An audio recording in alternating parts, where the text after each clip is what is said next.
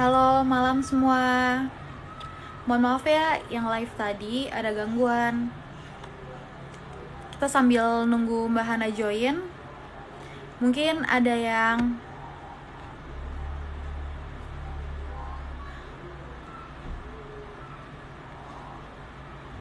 sambil nungguin Mbak Hana join lagi untuk mulai lagi pembicaraan wirausaha sosial versus nirlaba.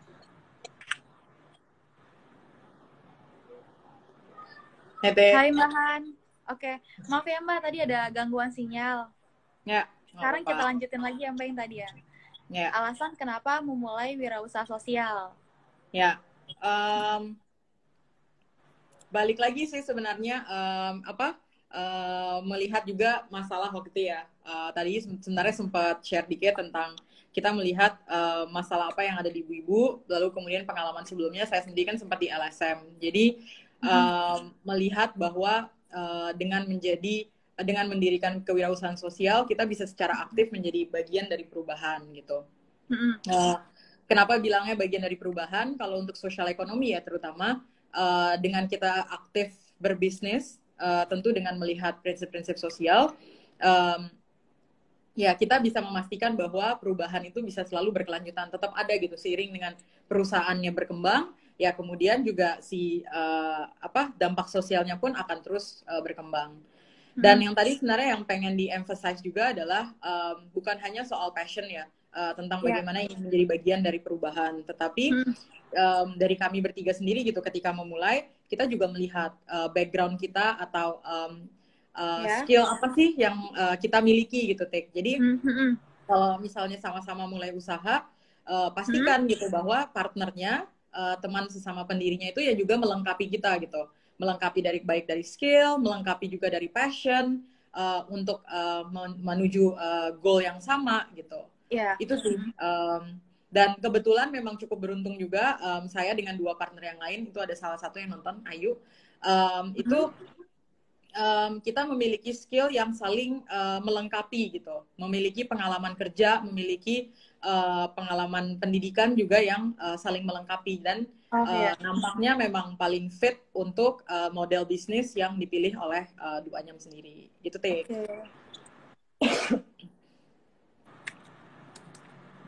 Makasih banyak nih Mbak Hana, jawabannya wow banget sih kalau menurut aku. Mungkin itu jawabannya keren sih.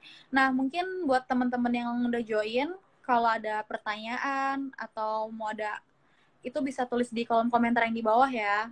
Nah, nih Mbak, apa sih bedanya perusahaan nirlaba dan kewirausahaan sosial? Coba dong Mbak jelasin. Kan kita-kita juga perlu tahu nih. Kewirausahaan sosial sama nirlaba ya, Tik ya? Yoi Mbak. Kewirausahaan sosial sendiri kan memang walaupun ada prinsip sosial ataupun model sosial yang tergabung dalam model bisnisnya, tetap sebagai kewirausahaan sosial itu kita tetap ada for profitnya gitu. Kenapa? Karena profitnya, pendapatan yang kita dapat dari bisnisnya ini yang kemudian bisa diputarkan kembali untuk kita kembangkan dampak-dampak sosial, ataupun bagian dari dampak sosial itu sudah menjadi bagian dari si bisnisnya. Dalam kasus Duanyam, contohnya, kalau kita tidak bekerja dengan ibu-ibu yang ada di daerah pelosok, ibu-ibu tidak menganyam, ya Duanyam nggak ada gitu. Karena memang tujuan Duanyam didirikan, bisnis yang inti dari bisnisnya Duanyam adalah memastikan bahwa produksinya itu memang membantu dan diarahkan terpusat pada ibu-ibu yang ada di daerah terpencil gitu. Kalau misalnya memang masuknya ke tiba-tiba jadinya pakai mesin gitu nganyamnya, ya itu udah bukan Duanyam lagi. Nah, jadinya kita tidak akan fokus kepada misalnya manufacturing gitu, besar-besaran menggunakan berbasiskan mesin gitu. Nah, sedangkan kalau misalnya organisasi nirlaba sendiri non-profit itu memang fokusnya sedikit berbeda. Fokusnya memang tidak untuk orientasinya mencari pendapatan dari bekerja dengan komunitas yang ingin didampingi gitu. Memang lebih sifatnya untuk program-program yang lebih sosial ya. Contohnya sanitasi, pendidikan misalnya. atau misalnya tanggap bencana, darurat bencana gitu, sesudah misalnya ada tsunami atau gempa bumi, biasanya yang akan masuk adalah yayasan gitu, membantu dengan memberikan donasi, membantu memberikan produk-produk sesuai yang dibutuhkan oleh masyarakat di daerah tersebut. Cuma pada dasarnya ada satu hal yang sama, Tik, gitu, sama-sama Nah, apa tuh, ingin Mbak? membawa perubahan yang positif untuk masyarakat gitu. Oke.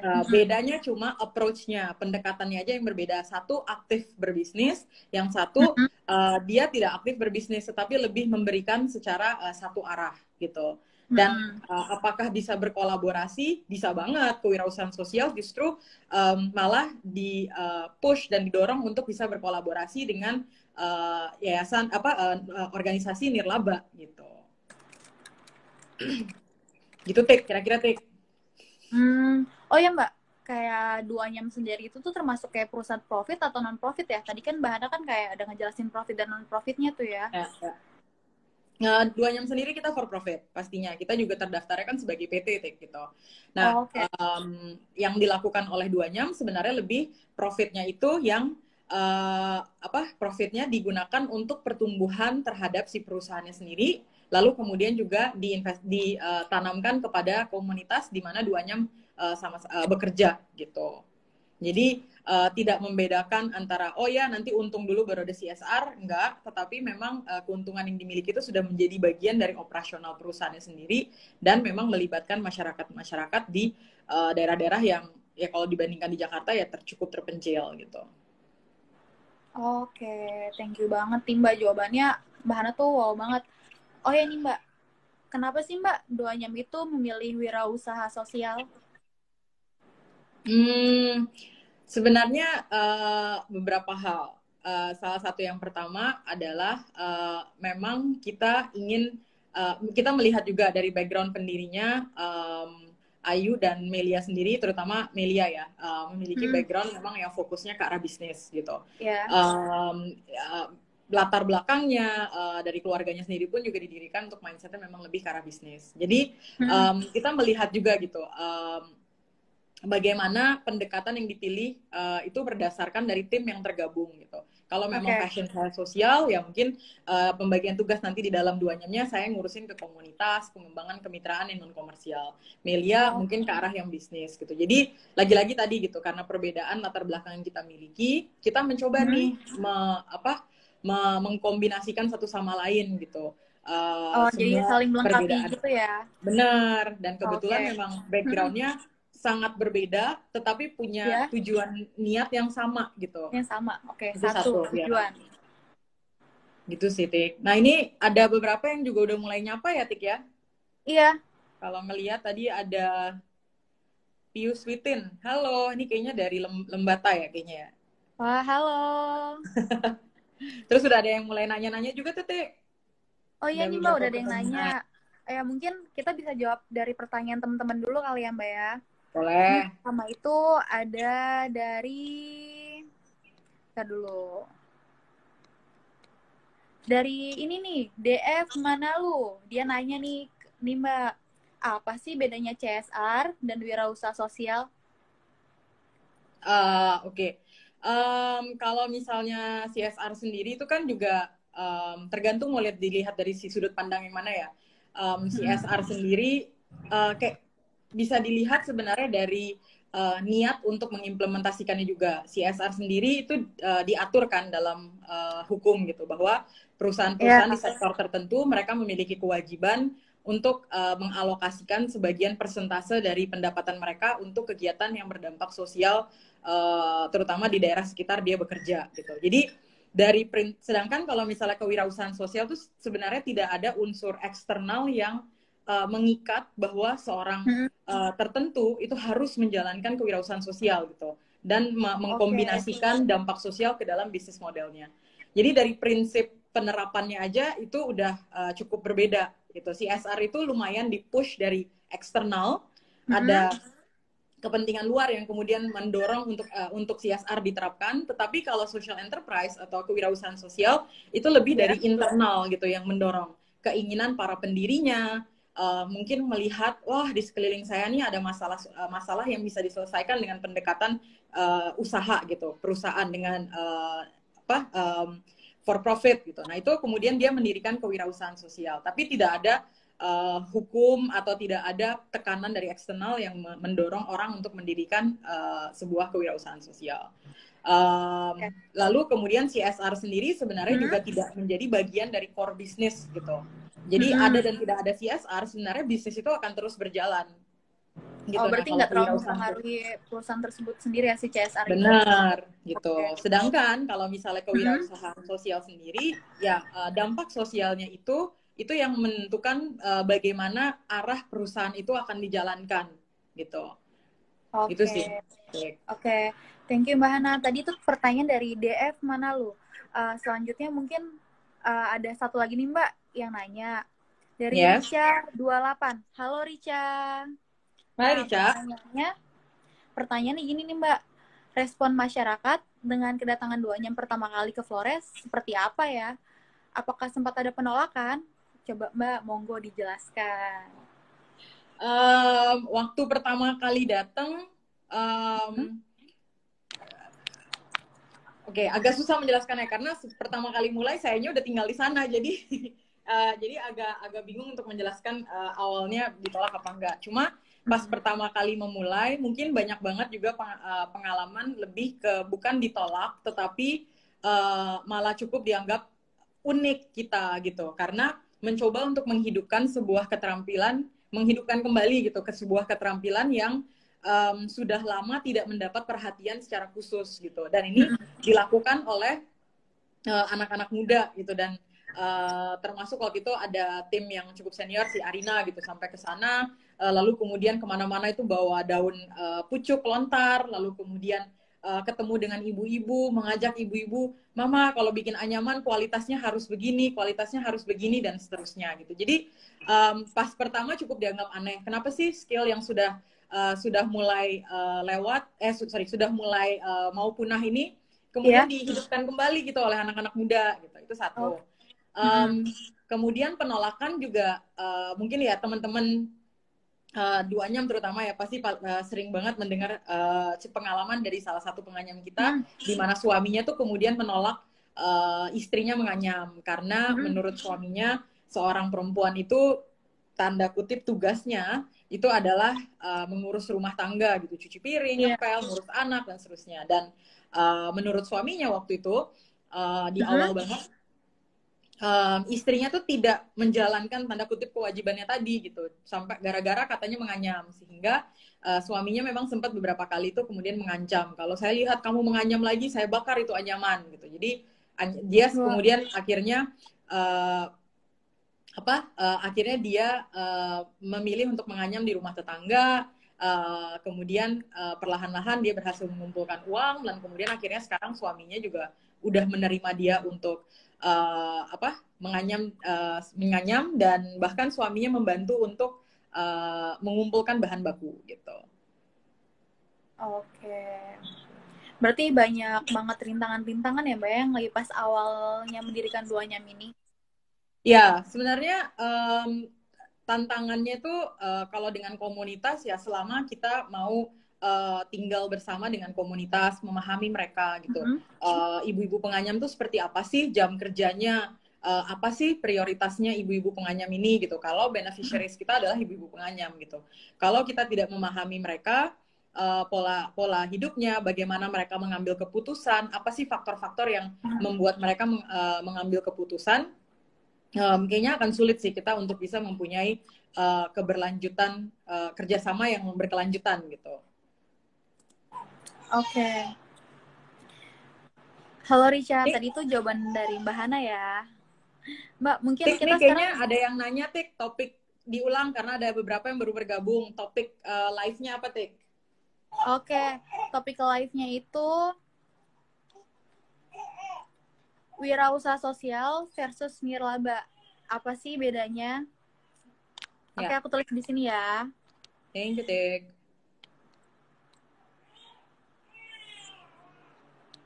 Oke. Sama-sama Rica. Tadi di atas ada pertanyaan lagi ya, Tik ya? Ada Iya, satu ada lagi pertanyaan lagi nih, dari Mbak. Satu lagi. di bawahnya Dari Rica tuh. Mira dari C. Seke. Mira Mira CSK. Kak, apakah ada tips khusus bagaimana mendapatkan investor atau donor untuk kegiatan di duanya? Eh, ada beberapa kali ya sebenarnya.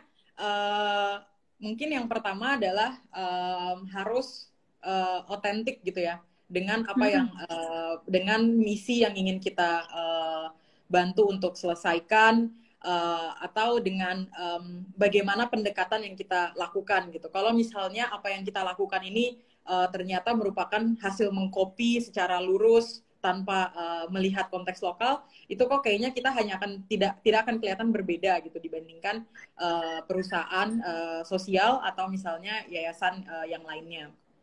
Nah, lalu kemudian yang berikutnya juga harus clear gitu tentang apa sih misi dari perusahaan ini sendiri gitu. Apa yang ingin kita solve masalahnya. Lalu bisnis modelnya itu seperti apa? Apakah masuk akal? Apakah bisa diterapkan untuk jangka panjang? Dan kemudian apakah memang mudah untuk diterapkan dengan latar belakang yang dimiliki oleh para pendirinya gitu. Jangan sampai misalnya saya nggak punya background desain sama sekali, tiba-tiba saya bikin startup fokusnya di desain gitu. Ya itu orang-orang pasti nggak akan percaya sama saya lah si Hana nggak punya background desain, ngapain dia ngediriin perusahaan tentang desain gitu. Mendingan Iya, benar. mendingan kerja sama anak muda yang lain kan Tik yang memang punya background desain gitu. Jadi background penting di balik salah satu poin yang paling penting juga adalah background di balik pendirinya sendiri gitu. Kalau misalnya kayak di Duanyam sebagai kewirausahaan sosial, saya punya background di komunitas, Melia punya background komunitasnya juga di NTT karena waktu itu juga tinggal di sana. Lalu Melia punya background di bisnis, Ayu punya background juga di public health, kesehatan masyarakat. Jadinya memang sesuai gitu apa yang menjadi background kita sesuai dengan apa yang kita propose ke ke potential investor ataupun juga ke potential donornya gitu. Dan kita juga harus pintar-pintar memilih gitu karena source of fund itu pendanaan itu kan pasti macam-macam ya. Dari investor sendiri juga jenisnya berbeda, donor juga di jenisnya berbeda gitu. Jadi di awal kita juga harus melihat nih karena jangan sampai kita berhasil nih dapat uang dari investor atau donor tertentu, tapi ternyata pelaporannya, cara melaporkannya, tuntutannya nanti sesudah tanda tangan kontrak itu ternyata berbeda nih dari yang misi yang kita miliki dengan prinsip-prinsip yang dipegang oleh Duanyam. Nantinya malah kita sendiri yang kemudian akan lari dari prinsip utamanya kita gitu. Misalnya kita Duanyam fokus pada perempuan gitu.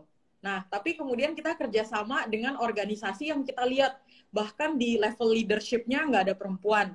Terus ke bawah-bawahnya tuh nggak ada tim perempuan sama sekali. Jadi ketika kita ketemu dengan investor atau dengan yayasannya isinya laki-laki semua, itu kita jadi mikir, aduh ini kalau misalnya kita kerjasama sama mereka isinya laki-laki semua, mereka paham nggak ya dengan situasi kita sebagai perempuan, sudut pandang kita sebagai perempuan, beneficiaries kita, ibu-ibu kita juga perempuan gitu. Jadi walaupun kita yang butuh uang, tetapi jangan sampai kita juga yang keseret-seret gitu. Kita harus paham posisi kita ada di mana, apa yang kita inginkan, dan yang paling penting juga harus selalu mengkomunikasikan ke tim gitu. Ketika kita mau misalnya mencari donor gitu ya, pastikan bahwa kita komunikasi dengan tim kita, tipe mitra pendonor kita itu seperti apa, cocok nggak ya gitu. Lalu kemudian kita lihat, oh donornya ini kerja di wilayah ini gitu tertentu, tapi kita lihat di perusahaannya itu tidak manusiawi terhadap jam kerja. Nah itu nanti kita bisa diskusi internal tim kita. Jangan deh nanti kita jadi seperti itu juga gitu. Lebih baik kita memilih pendonor atau pendana yang lain gitu. Gitu sih. Berarti untuk donor ini kita benar untuk memilih banget ya Mbak ya secara signifikannya gitu ya. Benar, kita harus paham bahwa harus mengerti bahwa prinsip yang kita punya harus sejalan dengan siapa yang akan kita ajak kerjasama gitu. Gitu. Makanya tadi Oke, harus otentik, Tik. otentik. Harus Oke, punya Mbak. jati diri sendiri gitu. Siapa Hmm, sih Duanyam? Apa sih prinsip yang dibawa oleh Duanyam? Siapa hmm, komunitas yang diajak kerjasama oleh Duanyam? Pastikan itu terkomunikasikan juga gitu ke investor maupun ke hmm. donor. Jangan sampai kita menutup-nutupi misalnya kita nggak kerja dengan perempuan hanya untuk demi dapat duitnya mereka. Nah itu juga nggak Iya. boleh gitu. Itu Hmm, nggak hmm, etis hmm. dari sisinya kita juga. Gitu. Gitu sih, Tik. Oke. Oke. Thank you Mbak jawabannya. Hai Kamira, Mudah-mudahan menjawab ya. Seke. Tadi itu jawaban dari Mbak Hana ya. Mbak mungkin kita bisa nyapa-nyapa orang dulu nih yang udah join sama kita. Ini Yes, ada silakan. Josian Nipar. Halo. Itu ada pertanyaan lagi juga ya, Tik ya? Iya nih Mbak, ada lagi nih Dari dari Fitria Deborah ya? Fitria Deborah. Pernah salah paham nggak dengan para penganyam? Kalau pernah, bagaimana menyelesaikannya? Sering lah pasti ya Hmm, hmm, tentang komunikasi dan bukan hanya dari Duanyam ke penganyam, hmm. tetapi juga antar sesama penganyam, internalnya penganyam, di dalam struktur kita bekerjanya kan ada banyak pihak nih yang dilibatkan gitu. Jadi kesalahpahaman, miskomunikasi itu bukan banyak, pasti terjadi dan Duanyam juga lumayan kan, udah mau 6 tahun kita kerja dengan komunitas gitu. Jadi Ya. pasti pengalaman seperti itu terjadi. Yang paling penting sebenarnya adalah ketika kita mencoba menyelesaikan masalah adalah dari siapa tim di dalam Duanyam yang paling Hmm? dekat berhadapan dengan komunitasnya gitu, yang bisa Oke. bertemu secara fisik gitu. Kalau misalnya dari teman-teman yang di Jakarta yang harus mengkomunikasikan via telepon atau video call, mungkin itu akan berbeda situasinya dengan mereka yang benar-benar bertemu langsung di lapangan, Tik, Hmm. gitu. Maksudnya kalau Oke, kita ada oke. masalah, enaknya kan ketemu ya, Tik ya. Jangan by phone, jangan cuma lewat WhatsApp aja Iya, kan, enaknya mendingan langsung ketemu. ketemu. Gitu. Nah, Hmm, untungnya bener banget, Mbak. Duanyam dimanapun kita kerja, pasti kita either kita punya tim di lapangannya atau kita punya local leader, mitra lokal yang kita bekerja sama-sama dengan mereka gitu. Nah, kalau misalnya memang ada masalah, biasanya kita akan minta tim yang ada di garda depan ini, ya, yang paling dekat Iya. dengan penganyam untuk Hmm? um, ketemu dulu nih dengan penganyamnya, Hmm. mencoba untuk menanyakan sebenarnya ada isu apa sih gitu. Kami mendengar seperti ini. Nanti kita dengar dari satu pihak, lalu kemudian kalau memang kesalahpahamnya dengan tim Duanyam, ya dari kitanya juga menanyakan ke tim yang ada salah paham ini gitu. Um, isunya apa sih masalah yang sedang terjadi. Nah biasanya salah satu kunci dari tim community development-nya Duanyam itu adalah memang Ya. memiliki kedekatan terhadap komunitas yang diajak bekerja sama gitu. Harus paham Oke. konteks lokal, harus paham Hmm. tadi sih apa sih yang ibu-ibu gunakan untuk mengambil keputusan. Nah biasanya dengan kedekatan ini akan jadi lebih mudah untuk menyelesaikan masalah gitu. Nah itu yang sebenarnya menjadi salah satu kunci juga gitu untuk social Hmm. enterprise. Kalau memang kita ingin kerja dengan masyarakat, ya gimana pinter-pinternya kita membangun hubungan juga gitu dengan masyarakat. Gitu sih, Tik. Oke. Thank you, Mbak, jawabannya. Mbak Fitria Deborah. Tadi itu jawaban dari Mbak Hana ya. Mungkin kita bisa nyapa lagi nih, Mbak. Ya, Ada Elonora Rinawati. Halo, katanya dia so inspiring. Keep up the good work doanya. terima kasih. Terima kasih banyak ya dukungan-dukungan seperti ini yang pastinya membuat kita juga selalu semangat ke lapangan sih, ketemu dengan ibu-ibu, bekerja sama dengan seluruh ibu-ibu. Ya kan, Tik ya? Seneng ya kalau misalnya banyak yang mendukung di Itu pasti doanya. seneng Gitu. banget sih Mbak kalau banyak banget yang dukung, banyak banget yang doain kita tentang hal-hal positif. Itu pasti rasa dalam hati juga bakalan jadinya seneng gitu. Makin semangat nggak sih ya? Kan Tik Iya, jadi kerjanya gitu ya. iya. Nah, Mbak, Yes. nih ya, apa sih kunci sukses untuk menjadi wirausaha sosial gitu? Banyak ya sebenarnya Hmm, mungkin yang kurang lebih sebenarnya sama dengan menjadi wirausaha pada umumnya ya.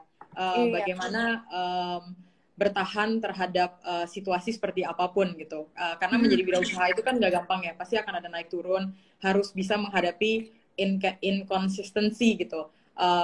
Kadang ya bisnisnya lagi bagus, apalagi sekarang nih pandemi ini kan berasa banget ya kita di 2 jam Iya nih Mbak. bagaimana perubahannya, tetapi dengan cara apapun ya kita coba untuk bertahan. Nah, mungkin yang membedakan dengan menjadi seorang wirausaha sosial adalah pastinya um, apapun yang kita lakukan itu memastikan bahwa ibu-ibu atau beneficiaries yang kita bekerja sama itu mereka menjadi prioritas utamanya kita gitu. Keputusan apapun yang kita ambil itu pasti harus mempertimbangkan ini tuh berdampak baik atau tidak kepada ibu-ibu gitu, kepada penganyam atau kepada UMKM yang bekerja sama dengan 2Nyam. Kemudian bagaimana caranya kita bisa membangun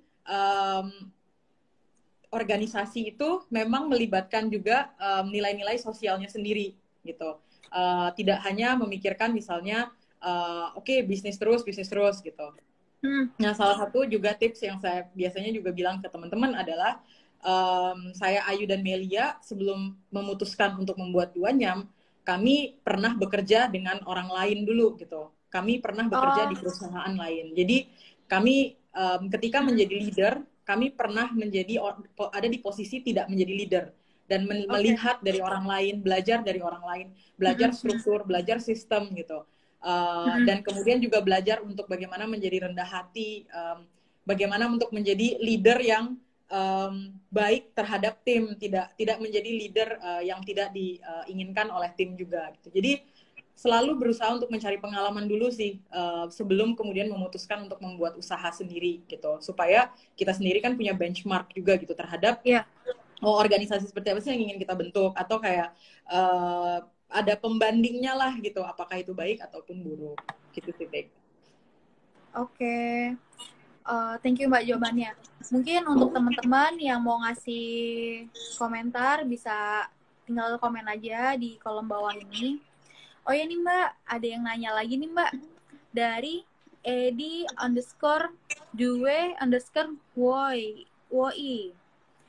Pertanyaannya, apakah 2Nyam hanya akan membina kelompok-kelompok yang sudah ada kerjasamanya dengan 2Nyam?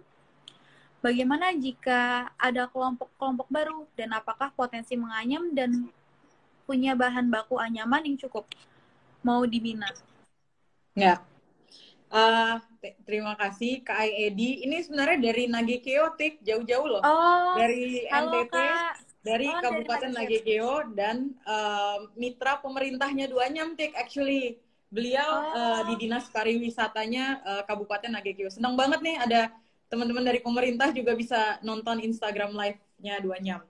Ya Kak, untuk wilayah kerjanya 2Nyam, sebenarnya kita malah justru senang sekali kalau bisa bekerja dengan lebih banyak komunitas. Apalagi kalau misalnya komunitasnya itu udah istilahnya punya wadah gitu ya, apakah dia BUMDes, apakah dia koperasi, apakah dia sendiri juga punya usaha sendiri, terutama untuk kerajinan tangan gitu.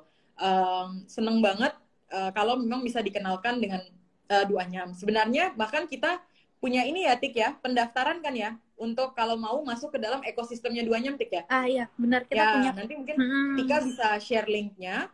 Nanti Kak Edi kalau memang kenal dengan kelompok-kelompok yang baru, apakah itu di Nagekeo, apakah di luar Kabupaten Nagekeo, atau teman-teman lain juga ingin masuk ke dalam ekosistemnya 2Nyam, bisa daftar di link tersebut, dan kita akan secara konsisten memberikan informasi terbaru tentang bagaimana pengembangan usaha, bagaimana mengembangkan usaha UMKM kria seperti yang sudah dijalankan oleh 2Nyam di kurang lebih 6 tahun terakhir gitu.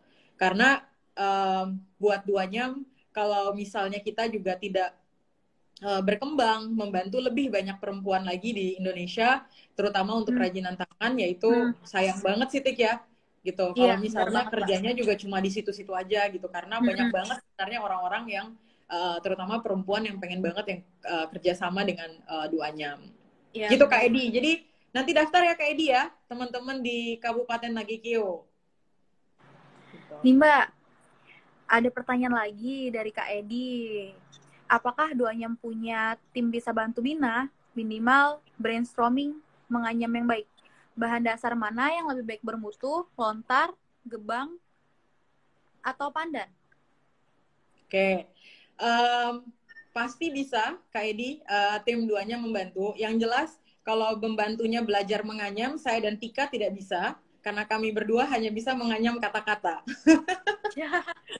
Kita nggak bisa nganyam ya, Tik ya. Tapi Tapi aku kita kemarin punya udah tim belajar kok. loh. Oh, kamu udah bisa, Tik? Udah bisa Aku nganyam? bisa, iya aku bisa menganyam yang kepitang itu loh, yang apa? Bukan Yang kepitang. pita. Iya, yang pita. Oh, kalau kepitang Berkat soalnya yang paling ibu-ibu. paling susah, Tik. Hebat banget kamu bisa bisa nganyam yang kepitang, ngalahin mama-mama di Flores kamu. Ya, kalau untuk mengajarkan tentang bagaimana misalnya ya, ada orderan nih, produk anyaman atau tenun atau batik, gimana nih caranya untuk memenuhi orderan tersebut? Misalnya masuk orderan 100 tas gitu, membuat 100 tas dari tenun. Nah, duanya akan membantu caranya, tools, dan langkah-langkah untuk oke, 100 tas itu berarti harus kita akan menghitung mundur. 100 tas butuh berapa meter kain tenun, butuh berapa banyak resleting, lalu kemudian bisa melakukan pencatatan dengan tools dan template yang sudah digunakan duanyam selama kurang lebih 6 tahun terakhir, gitu Tik. Jadi kita malah pengennya lebih banyak lagi UMKM kerajinan tangan itu yang bisa memenuhi orderan dari klien.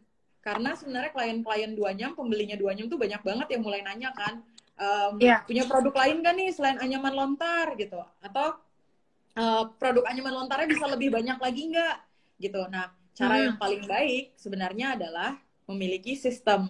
Nah, sistem ini yang ingin kita bagikan kepada UMKM kerajinan tangan yang lain gitu. Dan duanyam kedepannya akan fokus untuk bekerja sama dengan lebih banyak UMKM kerajinan. Jadi untuk teman-teman yang tertarik, jangan lupa nanti Tika, jangan lupa kirimin linknya, Tek.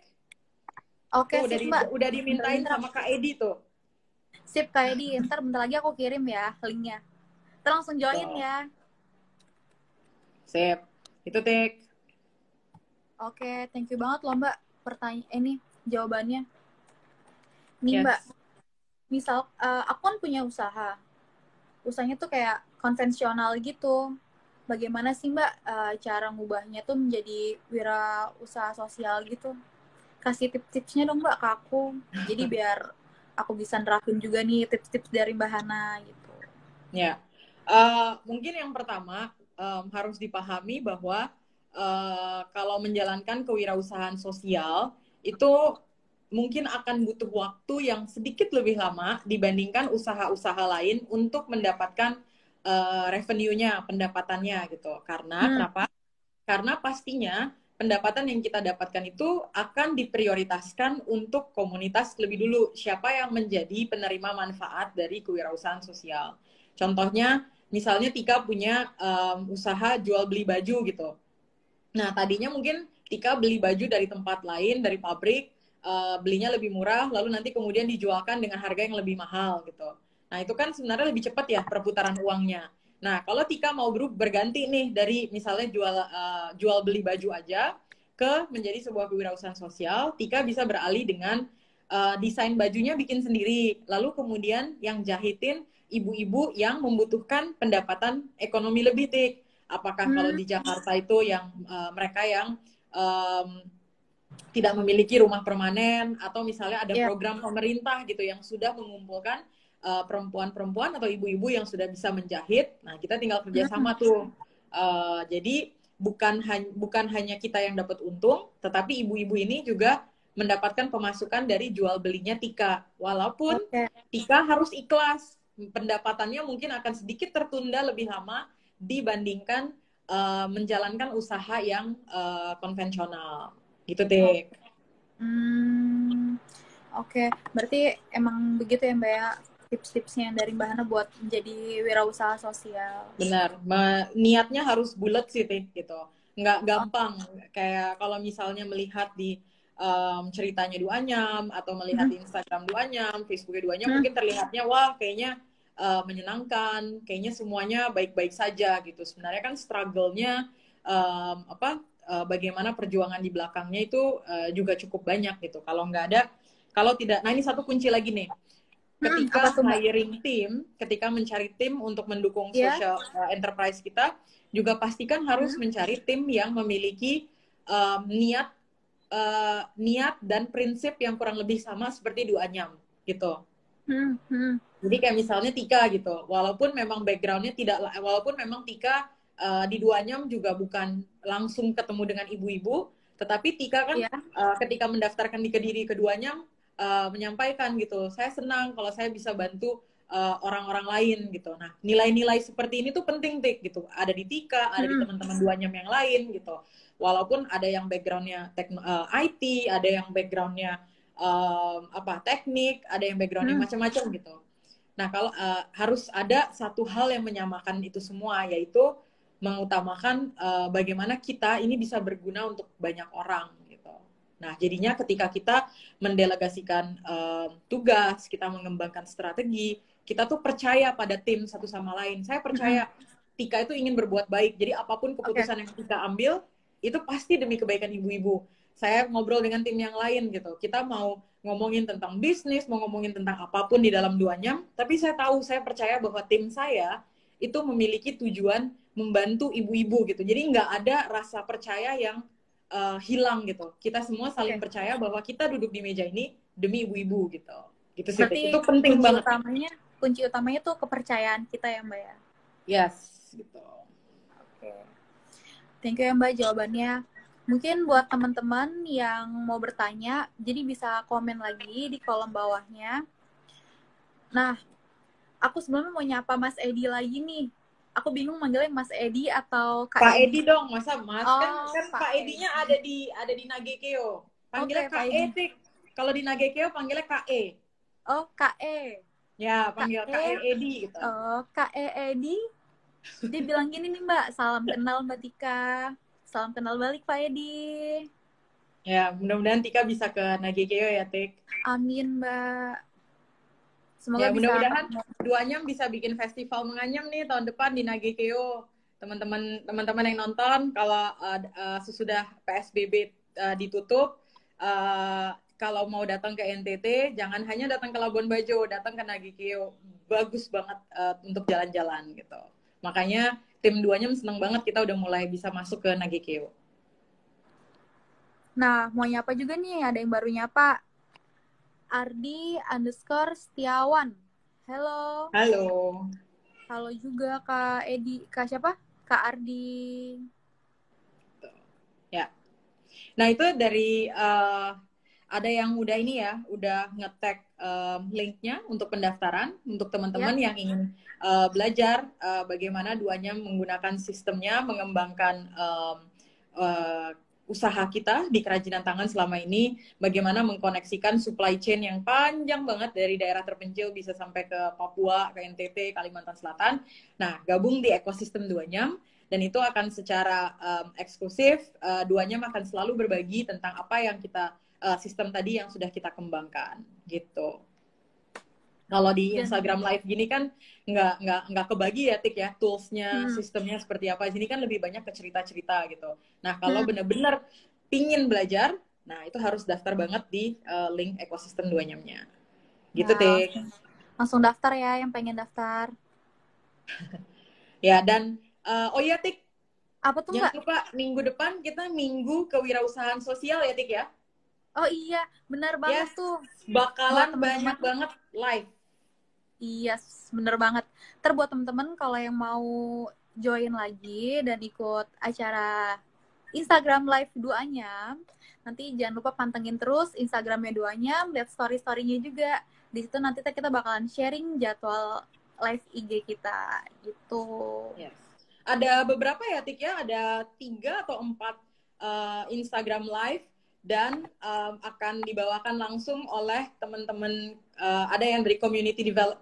Oh ya, minggu depan khusus tim community development-nya Duanyam, yang mereka ini biasanya malu dan jarang mau tampil di Instagram karena terbiasa ada di pelosok-pelosok. Nah, ini akan jadi minggu yang sangat eksklusif. Tim community development Duanyam akan sharing banyak banget tentang bagaimana bagaimana bekerja dengan komunitas-komunitas di Papua, di Kalimantan Selatan, Hulu Sungai Utara, Dan yang paling banyak memang di NTT sih, di Lembata, Flores Timur, Nagekeo, dan di Ngada gitu. Mbak Hana, berarti Duanyam itu keren banget ya, dia ngasih kesempatan buat ibu-ibu, buat tim lainnya, buat nge-sharing gitu ya. Berarti bener kayak kita tuh belajar, belajar dan terus belajar gitu ya. Ya, dan satu lagi sih, Tik, Apa setelah tuh Mbak? beberapa tahun Duanyam berdiri juga kita belajar untuk mendengarkan ibu-ibu kan gitu. Contohnya, kita secara aktif melakukan yang namanya focus group discussion dengan ibu-ibu, baik dari level desa sampai kemudian ke kabupatennya, mengumpulkan koordinator-koordinator setiap desa. Nah, biasanya kita nanya tuh, Tik, ibu-ibu butuhnya apa aja. Misalnya, ibu puas nggak dengan jumlah orderan kita di setahun yang lalu gitu, selama 12 bulan terakhir, selama 12 bulan terakhir. Ibu-ibu seneng nggak dengan harganya, puas nggak gitu. Ibu-ibu merasa desainnya memberatkan atau enggak gitu. Dan seterusnya itu kadang-kadang juga suka kita tanyain, gimana ibu timnya Duanyam, mereka baik atau tidak gitu. Apakah mereka datang ke rumah ibu minta makan terus kah gitu misalnya. Jadi benar-benar diajak untuk mereka bisa nyaman dan bercerita dengan kita gitu. Nah, kadang juga kita juga suka tanya, ibu, kalau kami bisa bantu ibu dengan sesuatu, mama mereka mau kami bantu dengan apa? Nah, biasanya mereka akan kasih kita masukan, Tik. Waktu tahun lalu itu ada ibu-ibu kita yang Apa tuh minta, Mbak? karena matanya udah sulit melihat, udah usia juga, mereka minta kacamata plus gitu. Sehingga kemudian, dan itu mereka nulis gitu dari focus group discussion itu. Dan akhirnya kita tahun lalu distribusi kurang lebih sekitar 500 kacamata plus untuk ibu-ibu kita gitu. Jadi berusaha untuk selalu mendengarkan mereka sih. Tapi kadang juga ada suka permintaannya aneh-aneh, Tik. Jadi itu juga nggak bisa dipenuhin sih. Kayak pernah waktu saya ke salah Apa satu tuh desa Mbak? di Bubuat Agamu ya kalau nggak salah. Itu pasti tanya, mama mau apa gitu, apa yang bisa kami kira-kira bantu mama. Terus dijawab dong, saya mau balsem urut karena pinggang saya sakit. Saya bilang, waduh, mama saya nggak bisa beli balsem urut. Saya bilang, oke, kalau gitu mama menganyam saja, nanti uangnya bisa buat beli balsem urut sendiri. Ya tapi karena udah begitu deket juga kan, jadi bener-bener ya jadi kayak ngobrol seperti keluarga sendiri. Mereka juga cerita butuhnya apa gitu. Itu sih salah satu yang paling menyenangkan dari membuat sebuah kewirausahaan sosial adalah ya kalau emang hati kita adalah untuk membantu sesama, kita bisa mengutarakan, dan paling seneng adalah ketika apa yang kita berikan tuh balik gitu loh, dengan kita diterima di rumahnya, kita diajak makan bareng, diajak bercanda bareng gitu. Jadi ya untuk teman-teman yang punya passion di dunia sosial harus mencoba mendirikan kewirausahaan sosial. Tapi tentu belajar dulu dari orang lain gitu. Jangan gegabah juga, belum punya pengalaman tiba-tiba langsung bikin perusahaan sendiri. Harus bisa berani belajar dulu dari orang lain. Gitu. Oke, thank you Mbak Hana untuk jawaban yang luar biasanya banget. Mungkin sebelum ini kita mau nyapa-nyapa dulu nih Mbak. Yes. Nih ada dari Seso_Megalin. Katanya, Hai Mega. Mega dari Flores juga tuh. Oh, dari Flores juga. Halo. Ya. Nah, sebentar. Oke. Di bawahnya ada lagi, Tik. Kok nggak disapa, Tik? Ada Oh iya, dari Muamaranwar ya? iya, Muam. Halo. Iya, bener. Halo, Muam Maran WR. Halo. Terus di bawahnya juga ada lagi tuh. Dari Elo Norainawati. Eleonarilawati. Iya. Wah, ada yang baru lagi nih, Mbak. Ya, yang itu nggak usah disapa, nggak apa-apa. Saya mau nyapa juga deh, Mbak. Nggak apa-apa, Mbak. Halo, Kak Verano, adik saya itu. Verano Kera. Hai, Ver. Dia mau nge-live kakaknya dulu. Enggak, paling digangguin tuh ntar sama dia. Daftar Ver di ekosistem Duanyam. Oke. Nah, sebelum kita mengakhiri live IG ini, sebelumnya saya mau bilang Makasih banyak buat Mbak Hana yang udah ngeluangin waktunya untuk menjadi pembicara di IGA Live malam ini, di topik kita malam ini. Terus makasih juga buat teman-teman yang udah join, yang udah gabung, dan sudah aktif nanya di kolom komentar. Semoga apa yang kita pelajari hari ini bisa bermanfaat, berguna buat teman-teman semua ya. Selamat malam dan sampai jumpa. Terima kasih. Jangan lupa daftar ya, Ekosistem 2 Nyam di link di Linknya bawah di ini. bawah. Ya, dan minggu Thank you, depan Mbak jangan Hana. lupa nonton Instagram Live di akunnya 2 Nyam terus. Terima kasih semua. Selamat berakhir pekan. Dadah. Dadah semua.